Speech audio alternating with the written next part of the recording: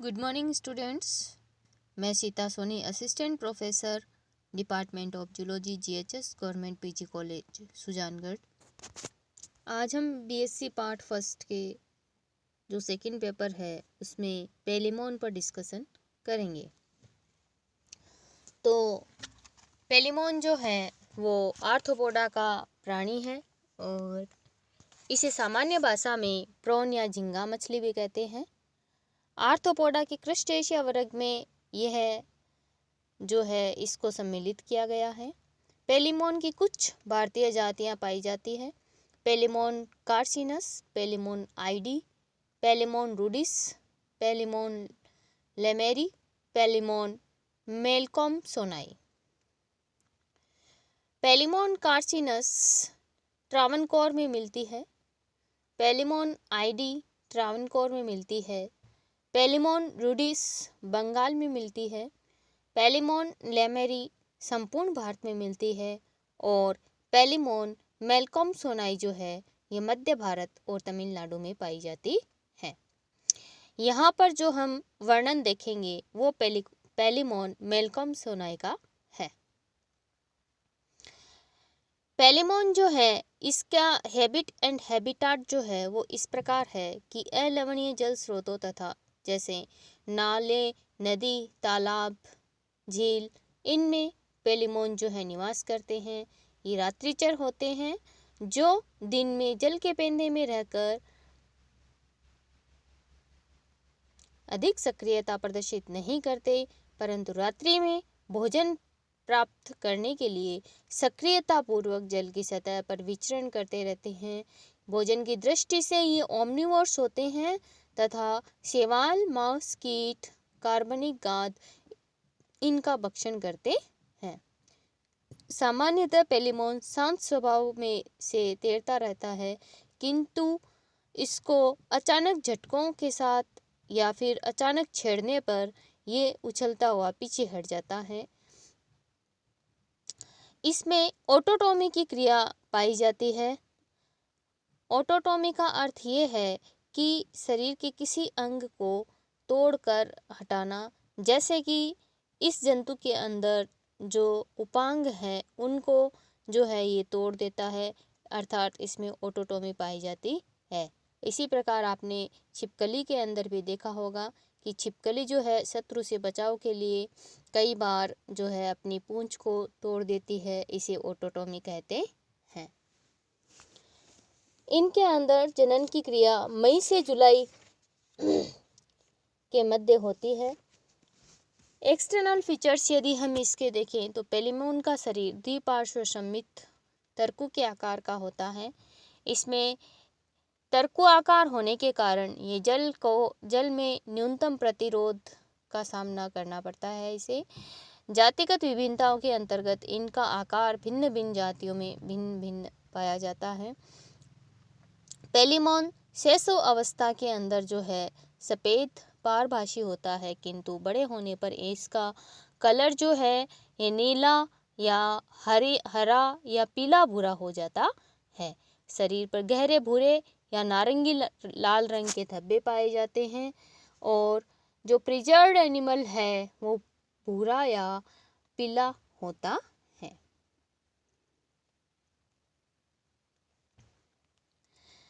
उपांग युक्त 19 खंडों में से निर्मित पेलिमोन का शरीर दो भागों से स्पष्ट रूप से विभेदित होता है, सिफेलोथोरैक्स और एब्डोमेन।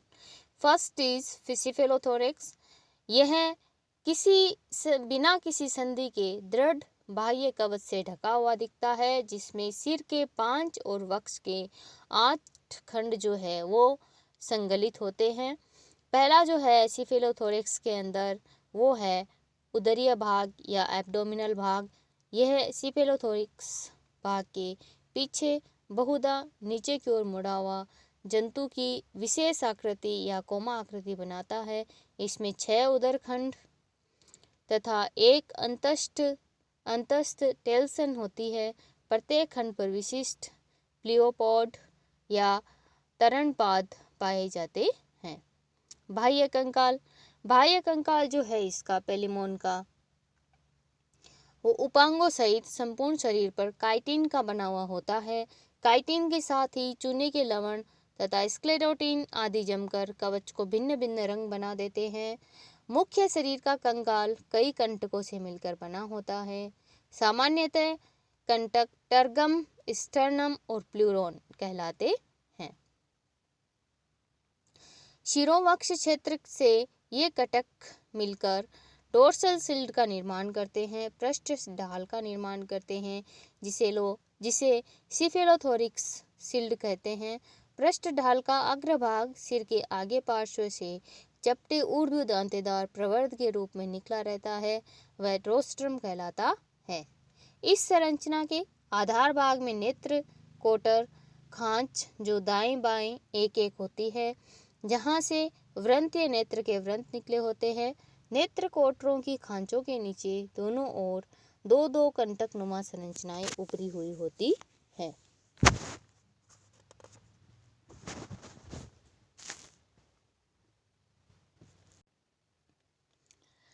ढाल का पिछला भाग केरापेस कहलाता है। यह पार्श्वों से गिल आवरक के रूप में ढका हुआ रहता है और दोनों ओर से गिल कोष्ठ को ऊपर तथा बाहरी पार्श्व में ढके रहता है।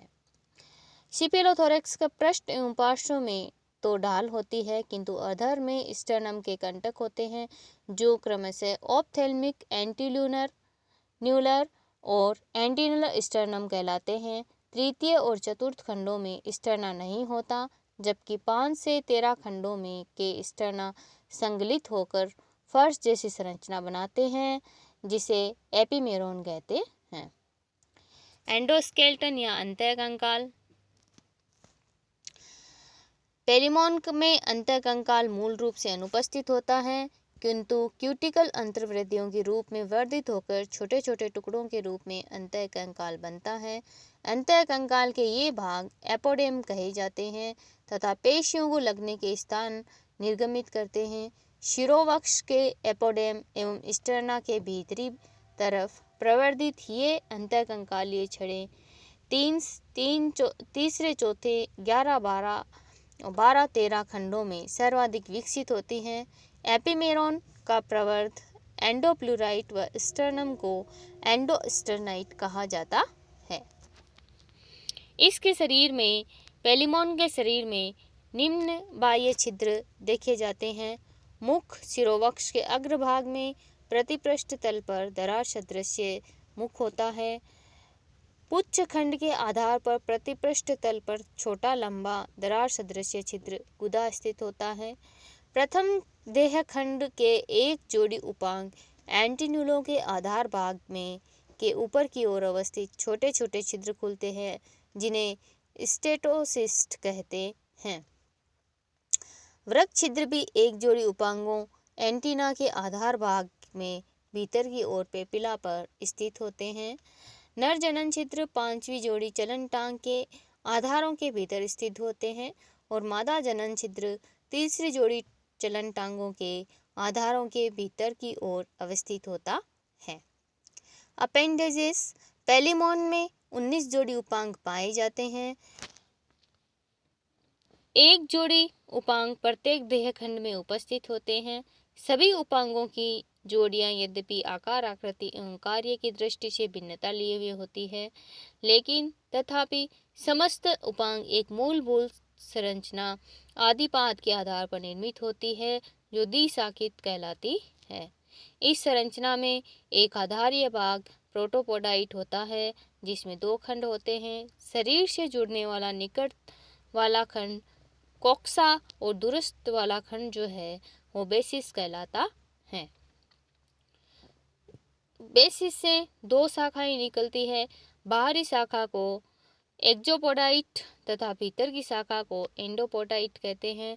दोनों शाखाओं में या संपूर्ण उपांग में रूपांतरण होता है, जिसके अंतर्गत प्रत्येक शाखा में अनेक पाद दिखाई या अनेक खंड जो है वो देखे जाते हैं। सभी 19 जोड़ी उपांगों को 3 वर्गों में वर्गीकृत किया गया है। इसमें cephalic appendages, thoracic appendages, abdominal appendages. प्रथम जो है इसमें शीर्ष उपांग या सिफेलिक अपेंडेजेस, ये 5 जोड़ी होते हैं। 5 जोड़ी शीर्ष उपांगों में 2 जोड़ी मुख पूर्वी क्रमशः प्री ओरल एंटीन्यूल एंटीना और 3 जोड़ी पोस्ट ओरल मैंडिबल मैक्सिल्यूली और मैक्सिली पाए जाते हैं।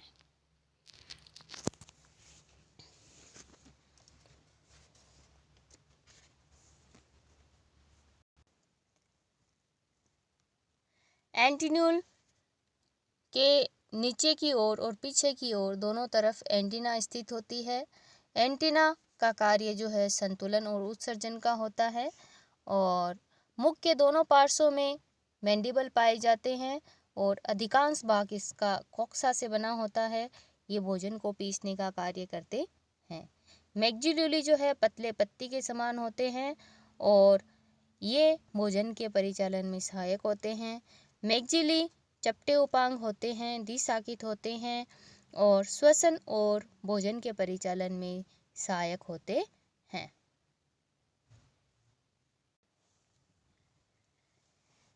नेक्स्ट है इसके अंदर थोरेसिक अपेंडेजेस या वक्षीय उपांग। 8 जोड़ी वक्षीय उपांग, प्रथम 3 जोड़ी मैक्सिलिपीड या फुट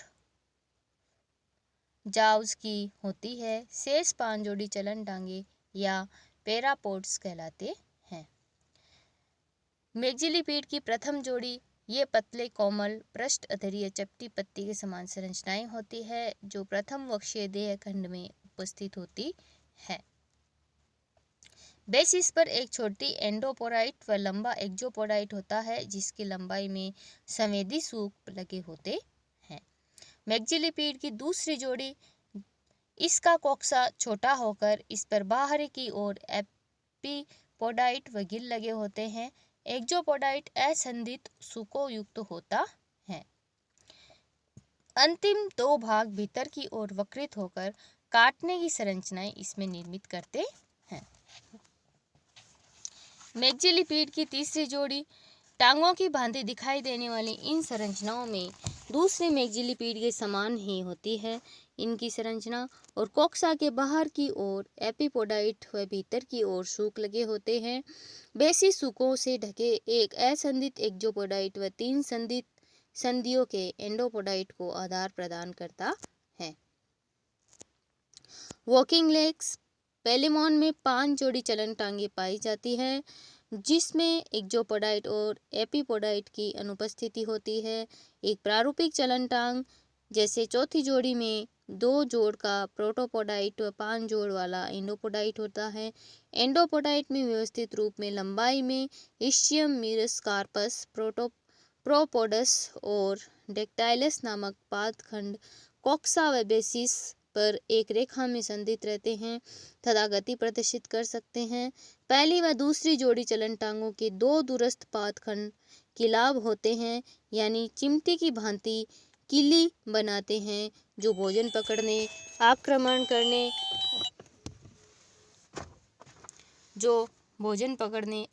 करने का कार्य करते हैं। नर की दूसरी जोड़ी चलन टांगे किला विहीन व प्रारूपिक प्रकार की होती है। तीसरी जोड़ी का संबंध मादा जनन छिद्र से और 5वीं जोड़ी नर जनन छिद्र से संबंधित होती है। Okay student, thank you, have a nice day.